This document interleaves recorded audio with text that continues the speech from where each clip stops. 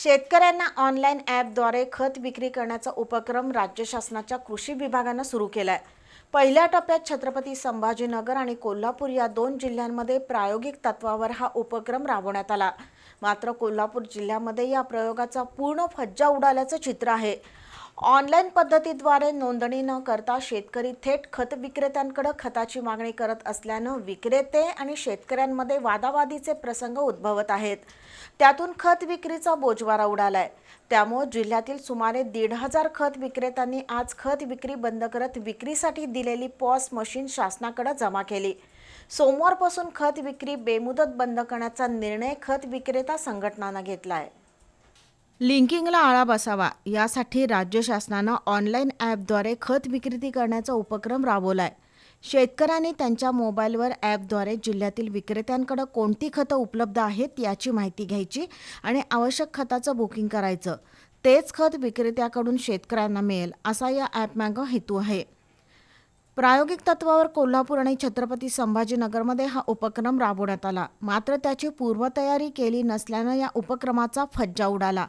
अनेक शेतकऱ्यांकडे अजूनही स्मार्टफोन नाहीत। ज्यांच्याकडे फोन आहेत त्यांना ॲप वापरता येत नाही, तर बऱ्याच शेतकऱ्यांना या ॲपबाबत माहितीच नाहीये। त्यामुळे थेट दुकानात येऊन खत विक्रेत्यांकडे ते खताची मागणी करत असल्यामुळे विक्रेते आणि शेतकऱ्यांमध्ये वादावादी होत आहे। त्यामुळे त्रस्त झालेल्या खत विक्रेत्यांनी आज एकत्र जमून तीव्र संताप व्यक्त केला। शासनानं खत विक्रेत्यांना कोणत्याही प्रकारची माहिती प्रशिक्षण न देता घाईगडबडीनं हा उपक्रम राबवल्याचा आरोप विक्रेत्यांनी केलाय। या प्रकारामुळे खत विक्री होत नसल्यानं आज जिल्ह्यातील सुमारे 1,500 खत विक्रेत्यांनी दुकानं बंद ठेवून शासनाच्या निर्णयाचा निषेध केला।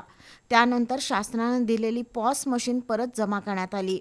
केंद्र शासनाने आणि राज्य शासनाने खत वितरण प्रणालीमध्ये एक ऑनलाईन ॲप सिस्टीम लागू केलेला आहे आणि त्याला मॉडेल म्हणून कोल्हापूर आणि छत्रपती संभाजीनगर हे दोन जिल्हे महाराष्ट्रात त्यांनी निवड केली आहे। परंतु हे करत असताना त्यांनी हे अचानक सुरुवात केली आहे।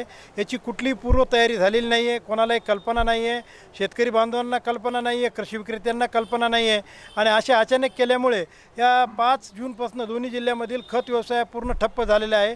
गरजवंत शेतकऱ्यांना खत मिळत नाही आहे। ज्या शेतकऱ्यांना मोबाईल नाही तर अशा शेतकऱ्यांना तर भविष्यात पण मिळणार नाही। आजच्या खत विक्री बंदमुळे जिल्ह्यात सुमारे 1 कोटी रुपयांची उलाढाल ठप्प झाली। दरम्यान राज्य शासनानं या प्रकरणी तातडीनं पावलं उचलावीत, अन्यथा सोमवारपासून खत विक्रीची दुकानं बेमुदत बंद करण्याचा निर्णयही असोसिएशननं घेतलाय।